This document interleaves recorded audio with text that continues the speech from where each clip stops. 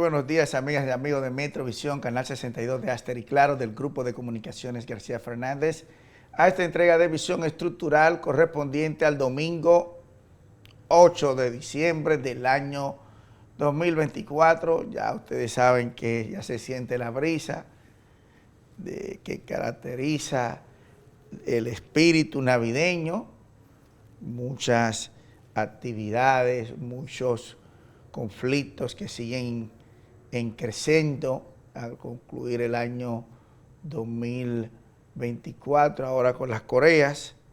Después eso se va a ir para las Indias, Pakistán y India, así sucesivamente. Hay que estar al tanto de todos estos temas que nosotros siempre hablamos de ello con tiempo antes de que vengan, y eso vamos a hablar en unos programas antes de concluir el año, porque dije que iba a querer hablar de unos temas en específico, de lo presidencial y todo eso, que son de los temas que vamos a tratar en el día de hoy. Pero antes que nada, queremos resaltar que en esta semana estuvimos celebrando el Día Mundial del Futuro.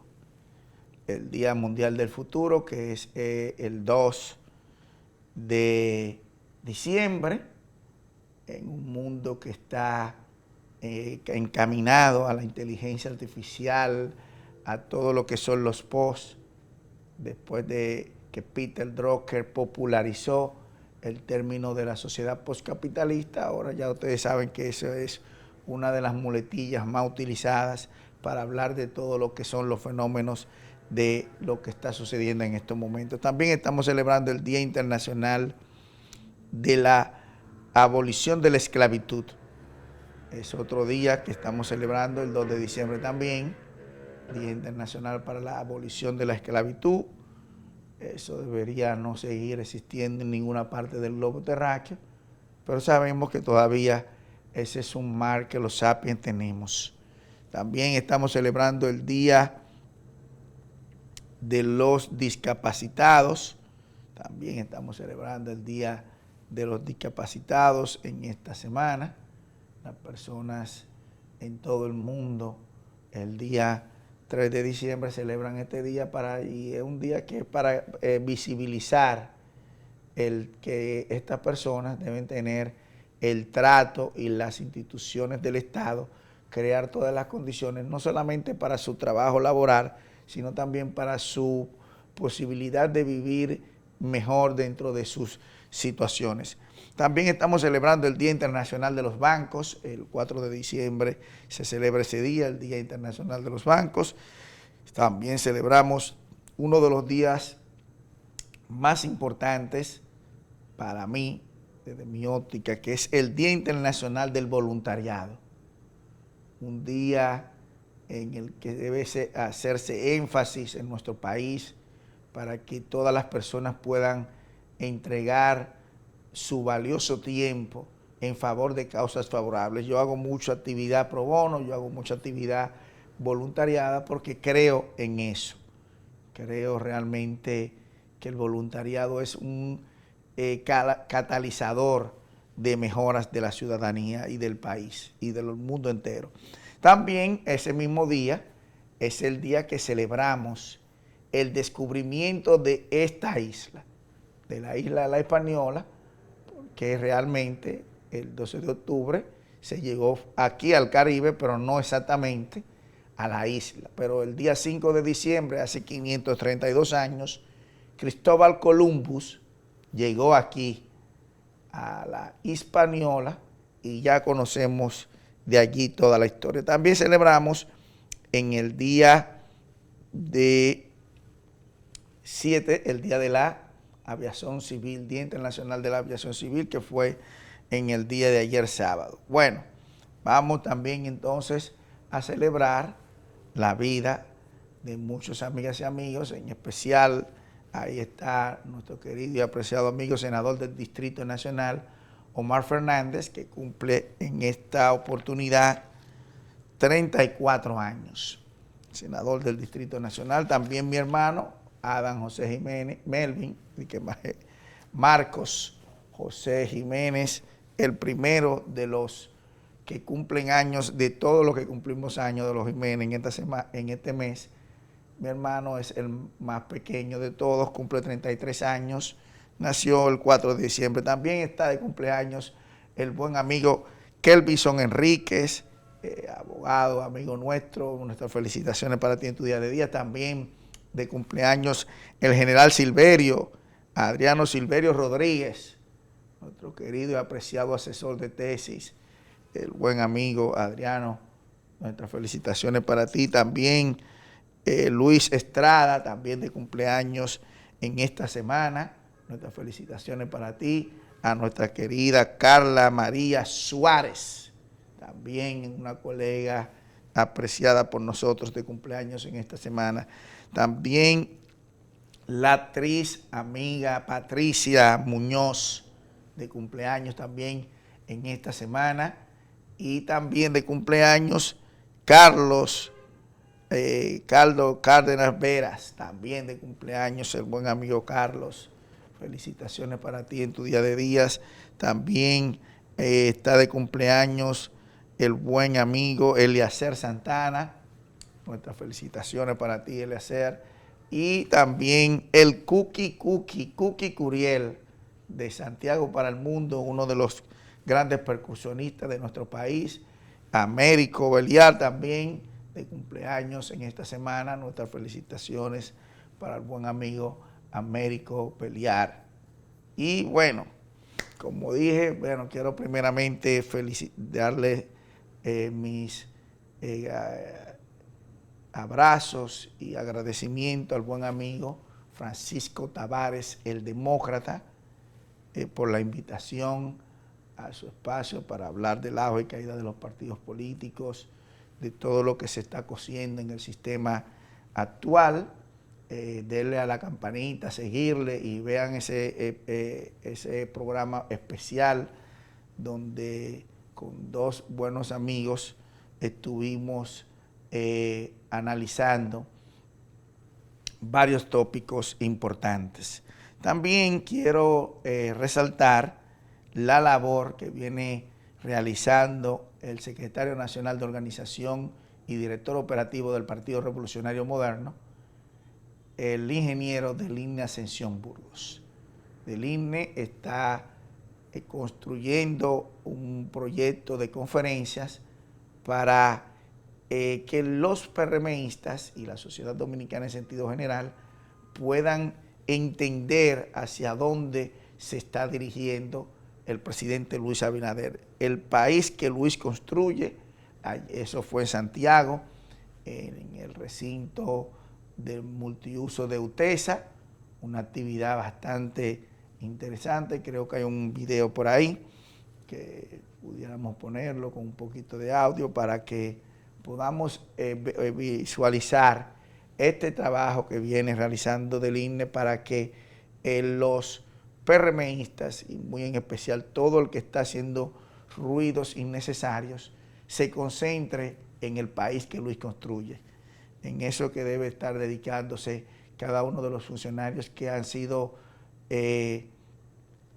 llamados a jugar en el tren gubernamental en la gestión de Luis Abinader Corona. Entonces, quería resaltar este gran trabajo que viene realizando Deline Ascensión, que ya el primero fue aquí en el Distrito Nacional, en el Hotel Lina, y ahora en Santiago de los Caballeros para la región del Cibao. También es lamentable, pero así es.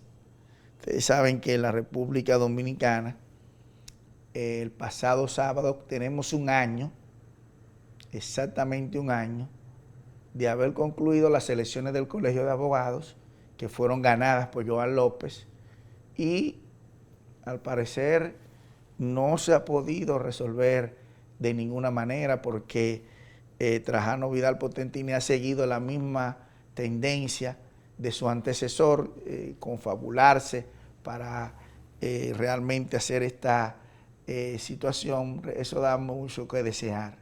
Entonces se pospuso para el próximo 14 de enero de este 2025 la audiencia en la que Joan López y todos los que le seguimos y que estamos en su plancha, la plancha que logró la victoria en esas elecciones, podamos concluir.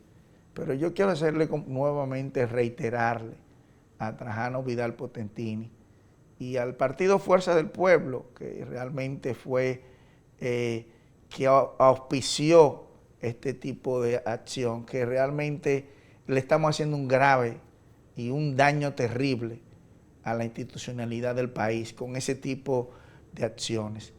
Es lamentable que eso se esté resolviendo en los tribunales, cuando lo que deberíamos estar es trabajando por el fortalecimiento institucional del Colegio de Abogados, que en buena lid, en decencia y en armonía, Joan López y Nuevos Tiempos lograron esa victoria en todo el territorio nacional y más de 25 sesionales que fueron ganadas por Nuevos Tiempos y todo el equipo de corrientes jurídicas que apoyaron esa causa.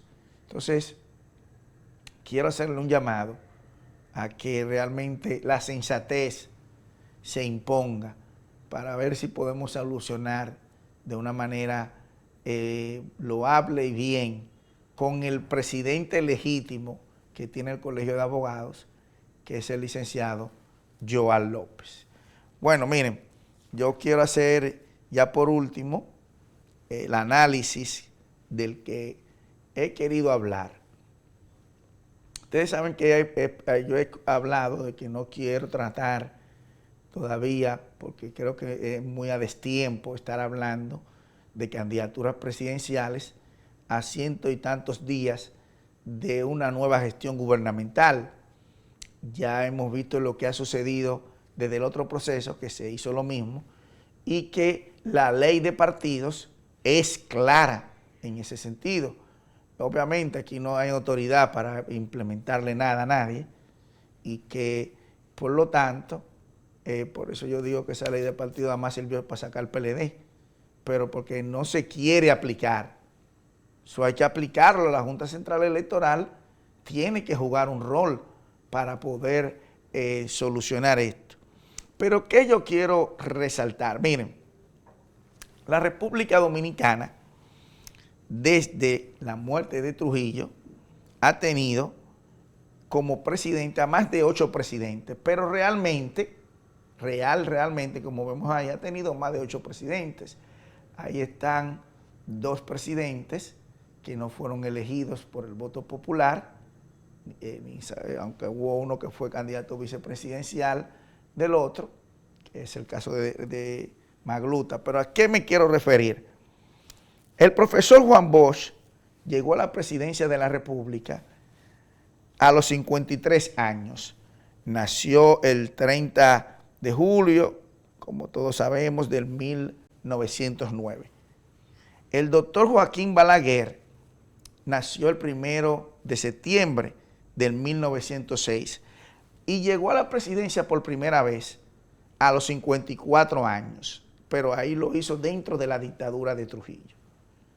Posterior a eso, a los 60 años, logró la presidencia de la República en 1966 por el voto bilérrimo, es decir, es el presidente que más tiempo ha durado gobernando la República Dominicana, sin dictadura en términos concretos, por 24 años, en diferentes etapas. Posterior a él está don Antonio Guzmán, que nació el 12 de febrero de 1911, llegó a la presidencia de la República a los 67 años. Luego le siguió Salvador Jorge Blanco, que nació el 15 de julio de 1926, a la edad de 56 años. Luego, uno que nació el 26 de diciembre de 1953 y que ha sido presidente en 3 ocasiones, Leonel Fernández, llegó a la presidencia de la República a los 43 años. Es el presidente electo por el voto popular, aunque ha visto presidentes más jóvenes que Leonel, pero electo por el voto popular ningún otro dominicano ha llegado más joven que Leonel Fernández a la presidencia de la República, que llegó a los 43 años. Posterior a eso, llegó el presidente Hipólito Mejía, que nació un 22 de febrero de 1941 y llegó a la presidencia de la República a los 59 años. Danilo Medina Sánchez, que recientemente cumplió años el 10 de noviembre, nació en 1951, llegó a la presidencia de la República a los 61 años. Y por último, el 5 de julio del año 2020, llegó uno que cumplió año el 12 de julio de 1967 a la edad de 53 años, Luis Abinader Corona. ¿Por qué me quiero referir hablando de todos estos presidentes y sus edades? Bueno, para primero despejar ese fantasma de las edades, de que por aquí no, que por aquí sí, sino adaptarnos a las coyunturas que vivimos. El cuento de la edad ya no hay que hablar porque Leonel Fernández a los 43 años ha sido el presidente más joven en el siglo pasado, en las postrimerías del siglo XX. Entonces, en el siglo XXI, hablar de juventud no puede ser el menosprecio. Toda vez que en República Dominicana tenemos el que ha llegado del mundo más viejo a presidente, en las coyunturas distintas y todo, que es Joaquín Balaguer. Entonces, para compaginar esto, que es con lo que quiero hablar con los presidenciables, en el Partido de la Liberación Dominicana hay un panorama que no está muy claro. No está muy claro ni con relación a su posibilidad electoral real, que el PLD sacó un 10% y viene bajando considerablemente en las encuestas. Prácticamente está desapareciendo. Y aquí voy a dar una primicia en mi visión estructural. Y en los próximos días saldrá de esa organización política quien fuese su candidato presidencial, Abel Martínez Durán. Y posiblemente lo haga hasta ahora en diciembre, en los días antes de o después del cumpleaños de su partido que nació un 15 de diciembre. Pero los días de Abel Martínez en el PLD están contados. Y ya usted sabrá el hándicap que le va a crear esto a un partido que ahora se está entre Francisco Javier, el buen amigo Jiménez, Ariel Jiménez, que está perfilándose allí, entre otros, Domínguez Brito, Margarita, pero ahí hay un tema que no está muy claro. Ahora, donde los temas están más claros es en el Partido Revolucionario Moderno y en la Fuerza del Pueblo. Y quiero referirme empezando por la Fuerza del Pueblo. La Fuerza del Pueblo tiene en estos momentos una competencia que quien les habla y en este espacio, fuimos los primeros que hablamos del tema desde la otra elección. Y decíamos por qué Omar tenía que ser el candidato de la Fuerza del Pueblo en el año 2024. No a senador, que ni su padre quería que fuese candidato a senador. Pero bajo viento y marea, Omar tomó la decisión de ser candidato. Y lo que yo estoy hablando, una parte importante del círculo, tanto de Leonel Fernández como de Omar, lo sabe. Si su papá no quería que él fuese candidato a diputado y él a senador, quería que siguiera como diputado, y Omar se tomó el riesgo con la candidatura que habíamos hablado, diciendo si iba a alcalde o a senador, y tomó la decisión que nosotros habíamos dicho, que él no iba a aspirar a alcalde, porque él no se iba a exponer en febrero a competir con otra junior como él, hija de un expresidente y bien valorada, que él podía hacer eso a la senaduría y que posiblemente no la iban a poner a competir con una junior, como lo hablamos de Farideh Raful, y así sucedió. Pues, ¿qué pasa ahora? Omar acaba de cumplir 34 años. Para el 2028, Omar Fernández tendrá 37 años. Es decir, cumplido posterior a la elección, tendrá 36. estará ahí en ese rango de los 37 años para 38, ¿no? Pero ¿qué sucede con su padre? Su padre es el actual presidente de esa organización política y el candidato que compitió contra Luis Abinader en el pasado torneo electoral. Todo el momentum dice que quien le conviene como candidato a la fuerza del pueblo posiblemente sea Omar Fernández. Está mejor valorado, eso no está en discusión, ya nosotros lo hemos hablado, tenemos bastante tiempo haciendo sondeos, viendo, haciendo encuestas y sabemos que así es. Pero ¿qué yo quiero detallar con esto para concluir con la parte de la fuerza del pueblo? Que el presidente Leonel Fernández, primero, no es cualquier presidente. Es el presidente más joven de la historia de la República Dominicana siendo electo. Ha sido el único presidente que ha sido electo 3 veces consecutivas con más de un 50% del electorado dominicano. Y una de ellas ganando una reelección, porque la Constitución anterior no le permitía participar. Estamos hablando de un presidente que tiene luces y sombras, pero que tiene muchas fortalezas. Pero que tiene que entender el presidente Leonel Fernández, y esto como consultor se lo he explicado en este espacio, dialogando con ellos, de que yo no entiendo cómo es que un presidente que se enfrentó al líder más importante en términos de masa, en términos políticos del siglo pasado, en su momento, porque ahí están los 3 líderes que cada uno en su momento tuvo el liderazgo más importante.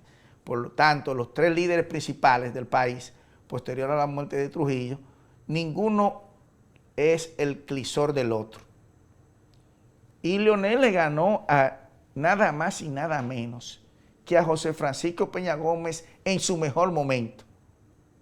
En el momento mejor electoral de la historia del doctor José Francisco Peña Gómez le ganó Leonel Fernández. Entonces yo siempre decía que cómo Leonel está cometiendo tantos errores. Cuando él fue novato, le ganó y hizo todo lo que tenía que hacer, no cometió prácticamente ni un error para lograr el objetivo. Pero del 2012 para acá, estamos viendo a un Leonel como si fuera un novato. Y en este torneo electoral pasado, lo vimos. Y se sigue viendo hoy así.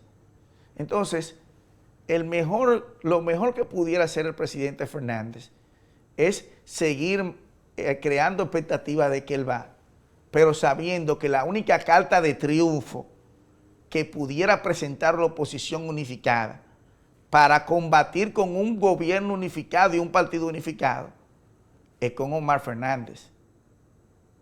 Todo eso lo veremos más adelante, pero eso es lo que se perfila en este momento. Entonces, mi consejo sigue siendo el mismo al presidente Leonel Fernández. Ya usted logró su objetivo, su hijo ha logrado 2 cosas que usted quiso haber logrado y ahora su prole lo ha hecho. Usted quiso ser diputado, por las razones que fueron no lo pudo ser, pero Omar ya lo fue. Ese es un pergamino, cuando él se lo llevó fue un globo de usted, del que usted se siente satisfecho de que su hijo logró algo que usted siempre anheló lograr. Bueno, usted logró el máximo de los galardones que puede tener un ciudadano en un país. Pero ya Omar ha logrado ser diputado y ahora senador. Ha logrado las 2 posiciones legislativas que tiene el país en su demarcación territorial. Con todo lo que eso implica, no importa que Omar Fernández haya ganado ese torneo electoral políticamente, ya Omar no es el mismo de antes. Y fíjense la suerte que tuvo el gobierno de que la fuerza del pueblo y Leonel Fernández no se llevan de mí, de presentar a Omar contra Luis. Porque si Omar hubiera sido el candidato contra Luis, que iba a sacar mucho más de un 30% del que sacó su papá y la fuerza del pueblo, hoy no tuviera competencia la oposición que no sea a través de Omar Fernández. Pero eso lo salvó. Eso no quiere decir que eso no se vaya a cambiar. Sí hay que tener mucho cuidado porque los errores que se puedan cometer pueden modificar eso. Ahora quiero hablar por último de los PRMistas, brevemente de todos. Está la candidata que no ha salido, pero que es vicepresidenta de la República, está bien valorada y ponderada, Raquel Peña, quien tiene 57 años al día de hoy, tiene la misma edad que el presidente Luis Abinader, tendría 60 para el 2028. Lo mismo sucede con la otra contendora, Carolina Mejía, tiene 55 años para el torneo electoral de 28, si estamos vivos y ellos también, tendría 59 años, nació en el mes de marzo, Raquel en septiembre, Omar el 5 de diciembre, David Collado tiene 49 años, tendría 53 años para el 2028, nació en septiembre. Guido Orlando Gómez Mazara tiene 50 años, en la actualidad tendría 54 para el febrero, que nació en febrero. Guido tendría 54 años. Wellington Arnaud tiene 49, tendría 53, nació también en diciembre, un día 22. Tony Peña Guava, que nació en agosto, tiene 57 años, tendría 60 para el torneo del 28. Y Eduardo Sarlo Bastón, que dentro de todo ese grupo de los PRMistas es el más joven, con 47 años, y tendría 50 para el 2028. En el PRM, la situación al momento de hoy es clara. Hay en principio dos candidaturas que han venido, que son de todo el mundo conocidas, que son las que están mejor posicionadas hasta este momento, que son el caso de David Collado y Carolina Mejía. Estos dos candidatos en este preciso momento son los que han estado posicionándose, no desde ahora, posterior a que Luis dejó de ser ya posible opción de poder como candidato, porque la Constitución así no se lo permite, y él se puso otro candado más por si las moscas, for just in case, como se dice. Entonces, eso nos deja a nosotros entrever que en el Partido Revolucionario Moderno tienen que entender dos cosas. Primero, que de aquí al 2026 hay que ver cuál va a ser su verdadera realidad. Y en base a esa realidad unificar criterios alrededor de una candidatura y no rasgarse la vestidura y estar peleándose innecesariamente. Pero lo más importante que tiene que tomar en cuenta el PRM en el 28 es lo que significa el 28 en términos de la juventud a nivel global, todo lo que significa mundialmente el 28 para la juventud. Oiga lo que yo le estoy diciendo bien para la juventud, porque de Omar Fernández ser el candidato de la Fuerza del Pueblo, de por sí se lleva todo ese liderazgo presente que está hoy actualmente, que prácticamente, a excepción de Eduardo Sarlo Bastón, se quedaría con vigencia si salieran del poder ganando Omar Fernández como candidato. Entonces, tienen que tener bastante cuidado entendiendo eso. El partido que más proyectos presidenciales crea siempre es el que está en el gobierno. O pregúnteselo al PRD y al Partido Reformista y después al PLD. Eso es normal. Ahora, hay que saber leer las coyunturas. Y por eso le quiero decir que tienen que tener bastante cuidado y todos concentrarse en el trabajo del gobierno de Luis Abinader, porque todo lo demás es estar haciendo cosas a destiempo. Vámonos a la pausa, señor director.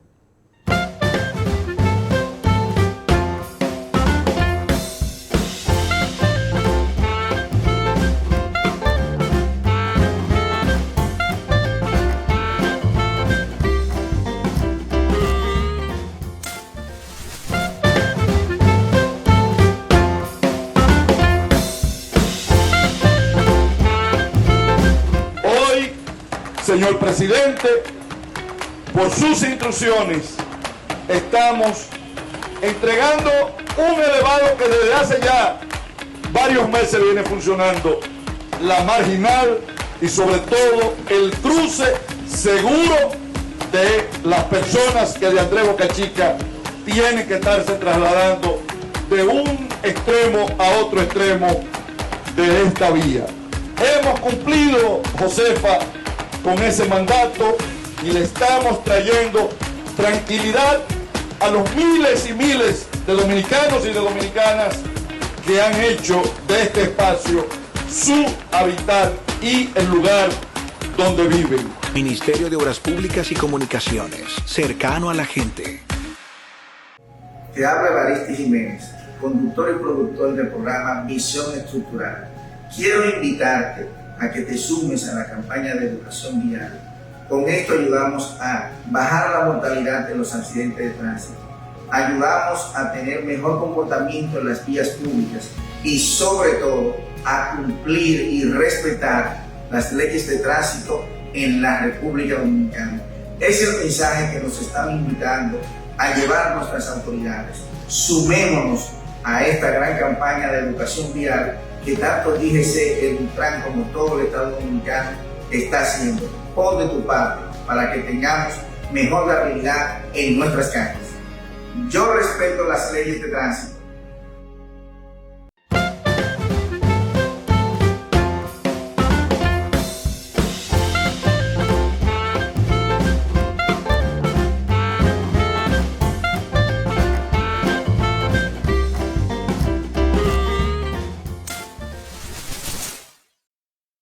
Gracias por el calor de su sintonía, gracias por seguir en este canal, el primer canal 4K de la República Dominicana. Sus comentarios, estamos en el 62 de Aster y Claro y también en streaming en todas las plataformas de YouTube, Facebook, Instagram. Este programa se repite en varios momentos en la casa matriz de Metrovisión y obviamente entonces los lunes también está ya en Facebook. Pero ahora mismo estamos en streaming en YouTube y darle a la campanita y seguirnos.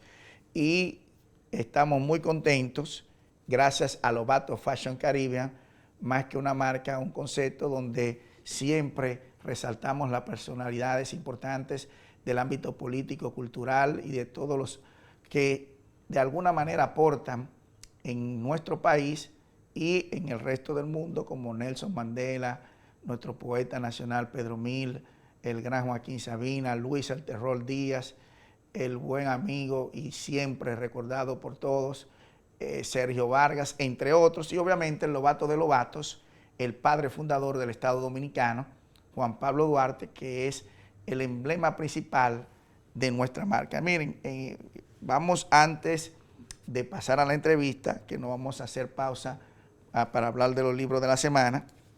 Este libro, que fue puesto en circulación esta semana por el doctor Luis Arias en el Archivo General de la Nación, Normativas aplicables a la migración. Una obra que viene a aportar mucho en el tema del momento a nivel global y obviamente más que nunca en nuestro país. Es un libro que es muy importante usted poder conseguirlo. De conseguirlo físico usted tendría que ir al Archivo General de la Nación y estaba de manera gratuita, online, en la plataforma digital del Archivo General de la Nación. El otro es, relacionado igual, Fronteras Invisibles, los límites que definen el mundo. Esta es otra obra muy importante de Massey Sampson que habla de todo lo que tiene que ver desde la paz de Westfalia, como sabemos, hasta todo el mundo que tenemos contemporáneo, de lo que significan los límites y las fronteras. Entonces, para tratar unos temas muy importantes como estos, para poder hacer políticas públicas realmente que den en la diana, hay que documentarse y hay que tomar decisiones con relación a ese tipo de cosas.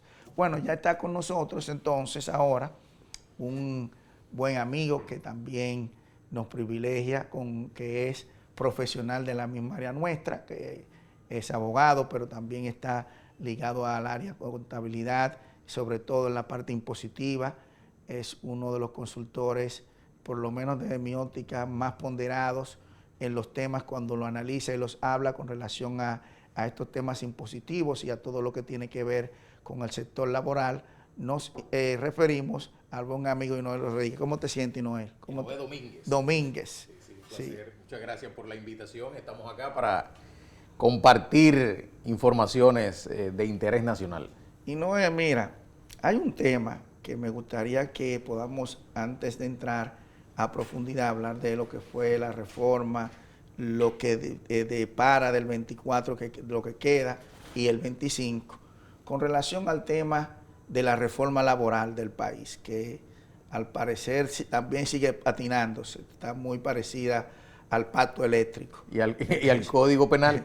Sí, no, porque el Código Penal, eso no se sabe cuándo lo van a aprobar, pero por lo menos se hizo un parche raro ahí con el pacto eléctrico, y al parecer, me gustaría saber, si no es así, ¿qué está pasando en la parte con esto del código laboral, que al parecer sigue igual?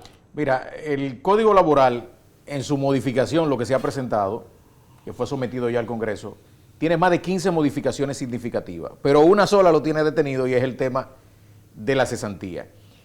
En parte el empresariado tiene razón, pero en otra parte no tiene. Entonces vamos a empezar primero en lo que tiene razón. La carga, lo que conocemos en materia financiera, como el pasivo laboral que tienen los empleadores, es bastante alta. Es decir, por cada salario que el empleador paga, acumula un pasivo laboral equivalente a un 60%. ¿Por qué un 60%? Por ejemplo, si tú buscas el salario mínimo, una persona que gana hoy, en promedio, 30,000 pesos, le cuesta a ese empresario más de 48,000 pesos.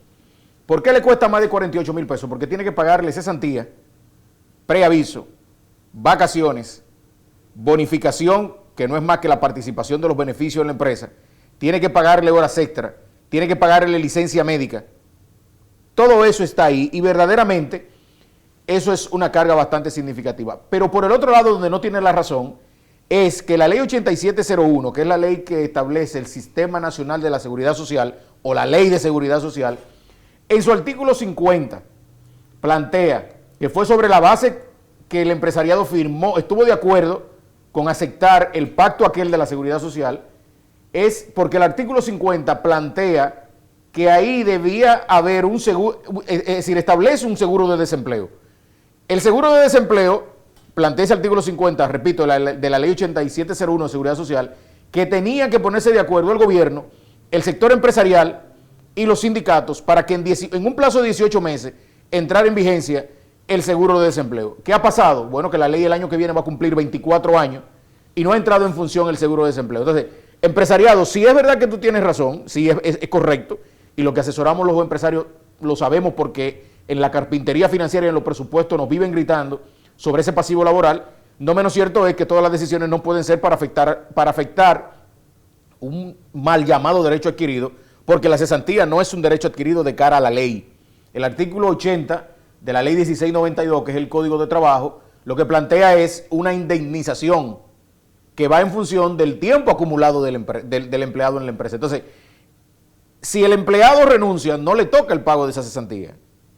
Pero si el empleado es despedido por una causa justa, tampoco le corresponde. ¿Cuándo le corresponde? Cuando el empleador, el empresario, lo desahucia.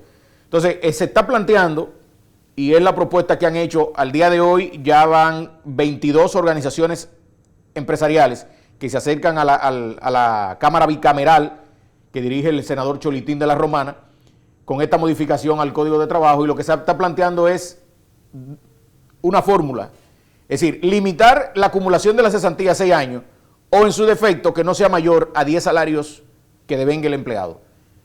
Yo estaría de acuerdo con esa modificación, sí y solo sí entraría en vigencia el seguro de desempleo. Porque cuando tú desahucias a un empleado, ¿con qué tú lo mandas para su casa? Tú lo mandas, que dicho sea de paso, si lo despide y el despido es justo, no lo manda con prestaciones laborales. Si él renuncia, no se lleva prestaciones laborales tampoco. Entonces, si tú vas a modificar la cesantía para que cuando tú lo desahucies, como dice el artículo 80 de la ley 1692, que es el Código de Trabajo, pues entonces vamos a buscarle la vuelta y vamos, ok, ¿qué yo propongo? Uno, que que entre en función, que para eso no hay que modificar la ley de seguridad social, simplemente cumplirla, porque repito, el artículo 50 de la ley 8701 establece un seguro de desempleo, pero le dio 18 meses al gobierno, al sector empresarial y al sector que representa, a los sindicatos que representan a los empleados, para que se pusieran de acuerdo. Vamos a cumplir 24 años y todavía no se han puesto de acuerdo. Vamos por 2 décadas y corriendo. Exactamente. Entonces, todo lo que afecta al empleado lo vamos a aprobar fast track inmediatamente. No. Entonces, yo estoy de acuerdo y ya la comisión lo hizo el pronunciamiento ayer. Hicieron el pronunciamiento de que van a posponer para el año próximo la modificación al código. Totalmente. ¿Cómo tú vas a despedir el año 2024 en plena Navidad con un tema tan delicado? Entonces, ¿qué yo planteo? Para aceptar esa modificación, primero entra en el tema este del seguro de desempleo, o en su defecto, vamos a modificar el artículo del despido justificado. Si un empleado tiene 5 años, incumple el contrato de trabajo, le aplican un despido justificado, se va sin prestaciones laborales. Pero entonces vamos a modificar ese artículo y vamos, por ejemplo, tiene 5 años laborando, págale el equivalente a 2 años. Y los otros 3 lo pierde por la causa justificada del despido. Pero hay que buscarle la vuelta. No puede ser que de más de 15 modificaciones que tiene ese código, el proyecto que se presentó, solo 2 benefician al empleado. ¿Cuáles 2 benefician? Bueno, que le están llevando la vacación en vez de 14 días a 15 días. Le agregan un día, un solo día. Y le agregan el tema de la licencia por paternidad. Que hoy, un trabajador dominicano, un hombre, está laborando, le nace un hijo, le tiene 3 días de paternidad. Bueno, se lo están llevando a 5, le están agregando 2. Pero después de ahí, todo lo que se agrega, incluyendo uno que desde mi interpretación es inconstitucional, el tema de la utilización del teléfono en el área de trabajo. Wow. Eso va a traer problemas. No, pero es que es un disparate. Es un disparate garrafal y va a traer problemas. Entonces, si vamos a modificar el código de trabajo, yo creo que tiene que modificarse en una paridad, en una balanza del equilibrio, que tanto no sea perjudicado el empleado, como también es cierto que la cesantía hasta cierto punto, el nivel de informalidad que hay en el país es provocado, parte de ello, uno por el sistema tributario y otro por el código de trabajo. ¿Por qué? Porque ambos son muy gravosos para un emprendedor, un individuo que tiene 100,000 pesos y pone un capital, para ese capital como aporte para laborar, para desempeñar su actividad, resulta que contrata un empleado. El empleado a los 2 meses le demanda y va y dice en la secretaría que tiene hasta 5 años, caso que he manejado. Ese pequeño emprendedor que no tiene capital suficiente, lo primero que de entrada tiene que apoderar un abogado para que lo defienda. Claro. Cuando no apoderan, ¿qué tiene que buscar? Ya tiene que buscar el 25% del capital por el cual constituyó la empresa. Sin embargo, él es el que aporta. Porque el Ministerio de Trabajo no le asigna un abogado de oficio, como se lo asignan en el tema penal. Entonces el sistema, hay una sensación de juego no limpio, tanto para el empleado como para el pequeño emprendedor que no tiene capital para desarrollar sus obras, sus proyectos. Entonces, si vamos a modificar este código, que yo estoy de acuerdo que se adecue al contexto actual, vamos a modificarlo, que ganemos ambas vías, no una sola. Ganar. Estamos de acuerdo. Yo me inscribo. Y Visión Estructural se inscribe y se suscribe totalmente a tu propuesta y a lo que tú estás planteando, porque creo que está bien atinado y es bueno que los que nos están viendo puedan entender la magnitud de lo que está planteando Inoel. Pero Inoel, mira, ahora tenemos que hablar de un año que se va prácticamente con una sola modificación importante, que vamos a decir que es la mayor, que es una modificación constitucional, pero dejando un pasivo, un lastre bastante complejo con relación a los temas impositivos, porque como tú sabes, en la República Dominicana hay una estrategia nacional de desarrollo que ya eso da mata de título. Ya esa ley primero está completamente dislocada porque el presidente tiró un decreto con otra estrategia nacional de desarrollo. No puede decir, hay una cuestión ahí que yo no comprendo muy bien, ¿tú ves? Sí, porque eso de proyectar el país al 2036 teniendo una estrategia nacional de desarrollo, o tú modificas la ley o la derogas. Yo en mi caso siempre he dicho que la estrategia nacional de desarrollo tiene que salir de la Constitución, no así de una ley. Sí, porque tiene rango constitucional. No así de una ley porque debe estar normada, pero debe estar normada por un decreto que tiene la flexibilidad de poder ser siempre adecuado a los momentos, pero con una visión, como ya la tenemos, de sociedad planificada. Yo creo en eso. Yo creo en las estrategias nacionales, pero no como está en República Dominicana, que es la única del mundo que está en una ley, una constitución. Entonces, ¿qué tú crees, a tu parecer, y Noel, que tenemos que, qué cosas podemos sacar de este 2024 para ver cómo la empujamos para el próximo 2025? Mira, lo primero es que la reforma fiscal, y donde quiera los espacios que nos invitábamos hacíamos el planteamiento, República Dominicana necesita una reforma fiscal, no una reforma tributaria. Es decir, no una reforma tributaria que su objetivo sea captar impuestos. Lo que necesita es una gran reforma fiscal, estructural, holística, en todo el sentido de la palabra fiscal. Y cuando decimos fiscal, que esa es la gran diferencia entre una reforma fiscal y una reforma tributaria. Una reforma tributaria es simplemente tributo, no es fiscal. Aumentar o lo que... Reestructurar el sistema tributario, sea aumentando tasas o sea reestructurando el sistema de lo tributario como tal. Una reforma fiscal no solo es estructurar tributos, es la eficientización del gasto. Exacto. Entonces, por ejemplo, en esta reforma que se presentó, nosotros estuvimos y continuaremos planteando que necesita la República Dominicana una reforma fiscal para paliar los baches desde el punto de vista del fisco que tenemos. Ahora, no lo que se presentó. Y dábamos la advertencia, porque ya por las informaciones que manejábamos desde el punto de vista del área económica y tributaria, sabíamos que esto iba a traer tremendo problema como lo trajo, porque esa reforma se castró, se secuestró en el Ministerio de Hacienda.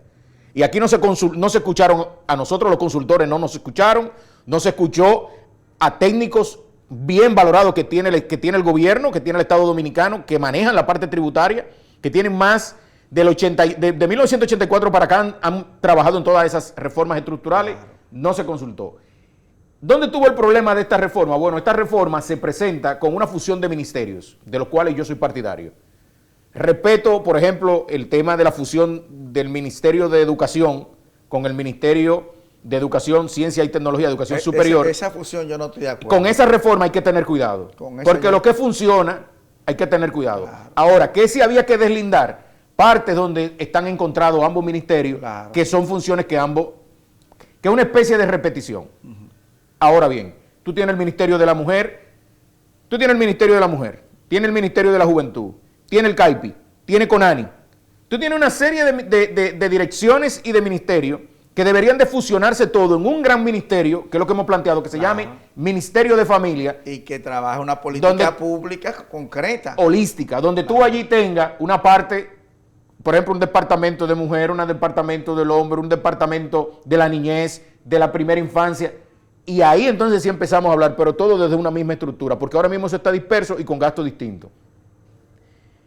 Y así hay una serie de direcciones, donde la parte, por ejemplo, ahora que se está trabajando, que para eso no se necesita una ley, cuando digo no claro que para modificar o establecer un ministerio, claro que luego tiene que venir una ley. Claro. Pero para empezar ahora, el presidente, el gobierno puede empezar, como lo está haciendo, con el Ministerio de Hacienda y la fusión de finanzas, como lo está haciendo ahora mismo también el Ministerio de Educación y el Ministerio de Educación Superior, pero hay que tener cuidado con ese específico.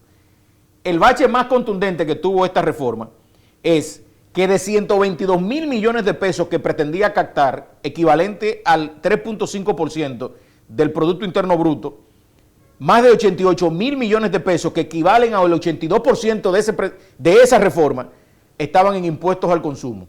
Llámese ITEVI y selectivo al consumo. Eso es una locura. Eso es una locura. ¿Por qué una locura? Porque los sistemas tributarios deben de regirse bajo principios que no se lo inventó un dominicano, que son principios universales de la tributación. ¿Cuál es el principio? Progresividad, legalidad. ¿Entiendes? Entonces, esa reforma no tenía progresividad. Podría luego en una ley, lógicamente, ser legal. Pero ahí hay unos temas bastante... equidad. Claro, no hay equidad. No hay equidad, es decir, Cuando tú elevas la tasa del impuesto, tú no estás discriminando en quienes pueden pagar menos y quienes pueden pagar más. ¿Por qué? Porque es un impuesto indirecto. No está directamente asociado con un beneficio. El rico que gana 20 millones de pesos al año, y el que gana como el que gana 100 pesos, el café le cuesta lo mismo. Le cuesta lo mismo y paga el mismo tipo de impuesto. Entonces, Entonces, eso es un impuesto que en vez de ser el sistema progresivo, sea regresivo. ¿Qué es un sistema progresivo o un impuesto progresivo? El impuesto sobre la renta, que el que mayor paga tiene una tasa que va pagando más. Sí, el que mayor gana, perdón. El que mayor gana tiene una tasa, por ejemplo, los asalariados que ganan menos de 34.400 pesos no pagan impuestos sobre la renta. Pero el que paga más de ahí empieza pagando un 15%, un 20%, un 25%. Eso es progresividad, pero es porque el impuesto sobre la renta es un impuesto progresivo. Pero el ITEVIS y el selectivo al consumo, que son impuestos indirectos porque no están en función del beneficio, sino en función del consumo, graban a todo el mundo con la misma tasa. Pero aparte, y es por eso que es muy bueno eso que tú dices. Por ejemplo, esos beneficios que están dejando de percibir los trabajadores porque hay una inflación. Claro. Entonces, ese impuesto del ITEVIS, del que estábamos hablando ahora. Sí, no, el ITEVIS. Del impuesto sobre la renta. Ya, sobre todo. Eso debe ser a partir de los 70,000 pesos. Bueno, lo que ocurre es que aquí hay el Código Tributario plantea que el salario... En este tiempo, y Noel, y tú lo sabes, ha visto un crecimiento de la inflación antes de la pandemia y posterior a la pandemia. Pero te voy a dar un dato más contundente. Entonces, eso no puede, tú no me puedes decir a mí que tú le vas a cobrar impuestos sobre la renta. No, pero te voy a dar dos datos más contundentes. Primero, el mismo Banco Central de la República Dominicana ha dicho que la canasta básica de este país, del primer quintil, es decir, en materia macroeconómica tú tienes 5 quintiles que van en función, quintil 1, los que menos ganan, y así sucesivamente. El quintil 1, dice el Banco Central, que la canasta básica supera los 47,000 pesos. Pero tú tienes salario mínimo aquí que son de 15,000 y de 10,500 pesos. Salario mínimo. Los salarios mínimos de 15,000 a 25,000. Entonces ahí, para arrancar, toditos tienen que buscar un extra. Por eso tú tienes una economía informal que el mismo Banco Central dice que supera el 60%. El otro elemento, ¿sabes lo que dice la ley 1192, que es el Código Tributario? Plantea que los salarios en la escala del monto exento tienen que indexarse, ajustarse por inflación todos los años. ¿Tú sabes desde cuándo no lo ajustan por inflación? Desde el 2012. Demasiado. Desde el 2012 no se ajusta por inflación. El 2012 tenía 34.444 pesos exento. El 2024 tiene 34.444 pesos. El 2025, que el presupuesto nacional se acaba de aprobar el día de ayer, ya el Congreso primero fue declarado de urgencia en la Cámara de Diputados y aprobado, y la Cámara del Senado lo aprobó de urgencia, ya es ley. ¿Cuánto tú crees que plantea de exención? 34.444. Entonces, seguimos con un tema de una sensación de juego no limpio. El otro tema es que otra aberración grande que tenía esa reforma es cambiar del ITEVIS al IVA. Y el ministro dice que es para alinearse, el ministro de Hacienda, que era para alinearnos a la cultura universal. Eso no es así. Claro. El IVA, que es el impuesto al valor agregado, es un impuesto más agresivo que el ITEVIS. Porque el ITEVIS es impuesto a la transferencia de bienes industrializados y servicios. Si el bien no estaba industrializado, está exento. No, pero plantea esto y esto es una aberración altísima. ¿Tú sabes cuánto se iba a disminuir el salario del dominicano si esa reforma se aprobaba? Se iba a disminuir en el primer año un 38%. Una locura. Y el segundo año, de ahí en adelante, entonces iba a ir disminuyendo por los ajustes que se iban a dar. Entonces, repetimos, necesitamos una reforma fiscal. Totalmente de acuerdo. Pero esa reforma fiscal tiene que ser una reforma consensuada, holística, que se escuchen todos los sectores, no para favorecer a uno y perjudicar a otro. No. Por ejemplo, soporta República Dominicana esta economía, que se le elimine la exención al sector hotelero, que se le elimine la exención al sector zona franca. Es decir, quienes hicieron esa reforma, más allá de tener la confianza del presidente, abusaron de la confianza del presidente. Porque lógicamente el presidente no es un técnico en tributación. Su formación es economía, pero él no es un técnico en tributación. Entonces esa reforma debió consensuarse, claro, para entonces luego del consenso, ver cuáles aplicábamos. En un consenso hay disenso, lógicamente. Pero además que tiene que ir a un consenso porque esté establecido en una norma. Lógicamente, Sí, que por la ley, la ley de por- estrategia nacional. Porque si la ley dice que hay, ¿cuándo es que la vamos a hacer? Cuando no haya tiempo. Entonces, para concluir, uno sabe que Crono no perdona, y conectado con eso mismo. Entonces tenemos el problema del 2025, que desde el 2022 estamos en guerras.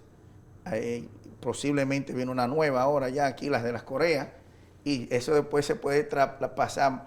Ya hay un miembro del BRICS que está en guerra, que es Rusia. Pero la India y Pakistán ahorita también están. Claro. Ese mismo problema de la Corea, ahorita se le arma a ellos Es ya. que esa es la debilidad que tienen los briefs. Entonces, eso es peligroso. Entonces, para concluir ahí, ¿cómo tú ves la perspectiva del 2025 en ese sentido? Mira, el 2025, y eso lógicamente va a tener un impacto económico local. El 2025, yo soy optimista con el 2025 por un efecto. Y ese efecto se llama Donald Trump. Para la República Dominicana, el efecto que tiene que Donald Trump haya ganado la presidencia de los Estados Unidos es un efecto positivo porque nosotros dependemos mucho del petróleo. Entonces fíjate que ya ayer ya es pública la información de que Zelensky está pidiendo un acuerdo de paz, cosa que estaba totalmente renuente. ¿Por qué? Porque Donald Trump plantea que antes de él tomar la presidencia, eso va a estar resuelto. Entonces él sabe que va a estar resuelto y es sin el financiamiento de Estados Unidos. Entonces, a República Dominicana, que dicho sea de paso, en ese presupuesto nacional que se aprobó ayer, que tiene más de 1.681.000 millones de pesos, lamentablemente tiene nuevamente presupuestado tomar prestado en el 2025 más de 351.000 millones de pesos. ¿Por qué vamos a tener que tomar esos préstamos? Porque no se hizo la reforma como se debió hacer. Lamentablemente yo soy pesimista por ese lado, pero soy optimista en el sentido del efecto internacional que podría favorecer, y más con la injerencia del Partido Demócrata, a la República Dominicana. Pero desde el punto de vista de los préstamos, el país se va a tener que seguir endeudando. ¿Cuál es mi sugerencia? Sentémonos todas las clases, todos los entes fácticos, los actores de la República Dominicana, y vamos a hacer una reforma fiscal como la que necesita realmente el país y no un capricho de alguien en específico. Bueno, gracias, Noel. Nosotros te traeremos a finales del mes de enero del 2025 para seguir hablando sobre el tema.